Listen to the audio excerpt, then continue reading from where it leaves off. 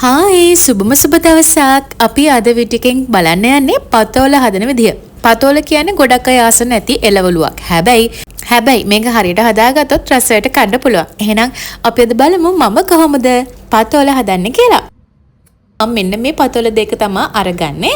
ඉස්සෙල්ලාම අපි කරන්න ඕනේ පොත්ත රහ ගන්න එක. මෙන්න මේ විදිහට මේක දෙපැත්ත කපලා මේ විදිහට මම පොත්ත රහ ගන්නවා. ඊට පස්සේ මේක දෙකට පලාගන්න මේ ඇතුලේ තියෙන ඇට ටික ඉවත් කරන්න. සමහර අය නම් මේක ඉවත් කරන්නේ නැහැ. නමුත් මම නම් මේක ඉවත් කරගෙන හොඳට සෝදලා මෙන්න මේ විදිහට කපා ගන්නවා.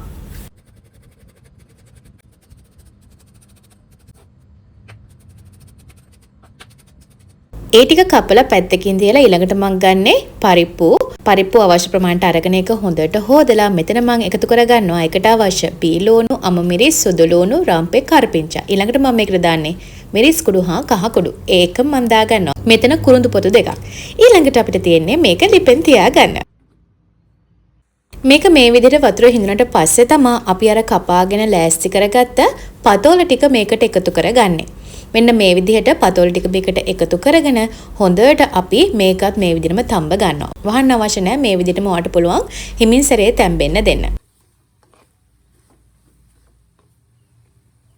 දැන් මගේ පතෝල එක හොඳට තැම්බිලා ඉවරයි. ඊළඟට අපි කරන්නේ මිටි කිරි ටිකක් එකතු කරගන්න එක. ඔයා ඩයට් කරන කෙනෙක් නම් මෙතෙන්දී දිය කිරි ටිකක් එකතු කරගන්න. මේ විදිහට මිටි කිරි ටිකක් එකතු කරගෙන අපි හොඳට මේක මිශ්‍ර කරගන්න ඕනේ. ගොඩාක් වෙලා මිටි කිරි දාගත්තට පස්සේ තියන්න එපා. එහෙමනොත් මේ පතෝල වල තියෙන කොළ ගතිය නැතිව යනවා. ඉතින් මෙතනදී මම මගේ රස අනුව ලුණු ටිකකුත් එකතු කරගන්නවා. ඊට පස්සේ ආපහු මේක මේ විදිහට මිශ්‍ර කරනවා. ඔන්න දැන් මගේ පතෝල එක හැදිලා ඉවරයි. ඔයගලන්ට පේනවා ඇති පතෝල වල මේ කොළ පාට කිසිම ප්‍රශ්නයක් වෙලා නැහැ. මේක ගොඩාක් රසයි. කිරි රහට වට මේ විදිහට හදලා පතෝල කන්න පුළුවන්. ඉතින් ඕගොල්ලන්ටත් හිතෙනවා නම් මේ වීඩියෝ එක හොඳයි කියලා ලයික් කරන්න. ඒ වගේම ඕගොල්ලන්ට පුළුවන් subscribe කරලා bell icon click කරලා තියාගත්තොත් මේ විදිහටම මම කෑම හදන්නේ කොහොමද කියලා බලන්න. ඉතින් ගිහින් එන්නම්. ඔයාලා හැමෝටම සුබ දවසක්.